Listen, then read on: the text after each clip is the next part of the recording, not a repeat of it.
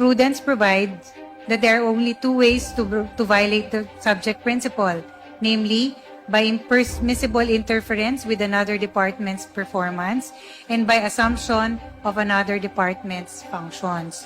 Here, it is clear that the subpoena was not issued in aid of legislation and thus exceeds the legislative power of inquiry, and its issuance impermissibly interferes with the exclusive functions of the Commission on Audit and infringes upon the independence of the Commission.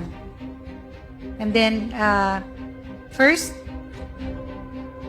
Congress has no power to participate or otherwise take part in any audit process. Obtaining any information in a pending audit clearly does not serve a legislative purpose of drafting or remedying legislation.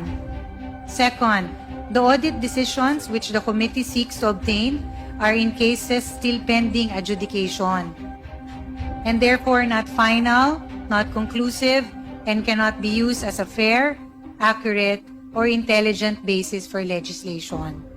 Third, COA has already published its annual audit reports for fiscal year 2022 and 2023, which are specifically intended to aid the executive and legislative departments in crafting responsive laws and regulations. Fourth, the only purpose mentioned is to expose to the public the use of confidential funds by the offices headed by the Vice President and purportedly whether such use follow the guidelines.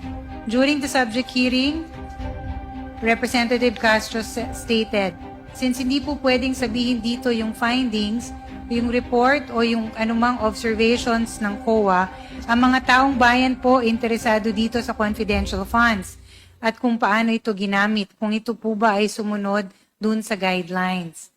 Also, as reported in the media, Representative Castro has been known to say that the Vice President has not yet satisfactorily explained the OVP spending of confidential funds in 2022.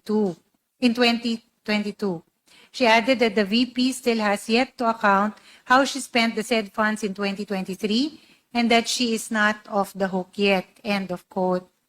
This is not related to any legislative purpose. There is no congressional power to expose for the sake of exposure. The determination of whether the utilization of the funds complied with audit guidelines falls within the exclusive mandate of the Commission on Audit. It cannot be overemphasized that COA has the exclusive power, authority, and duty to examine, audit, and settle all accounts pertaining to the revenue and receipts of, and expenditures or uses of funds and property. Constitutional framers envision the COA as a dynamic, effective, efficient, and independent watchdog of the government, and for this reason conferred upon it broad and extensive powers. Allowing a committee of the House of Representatives to subpoena audit decisions pertaining to an ongoing audit will only hamper the COA's performance of its duties.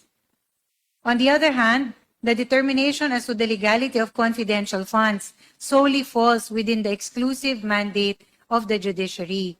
Clearly, therefore, Congress cannot infringe upon constitutional mandates vested upon other branches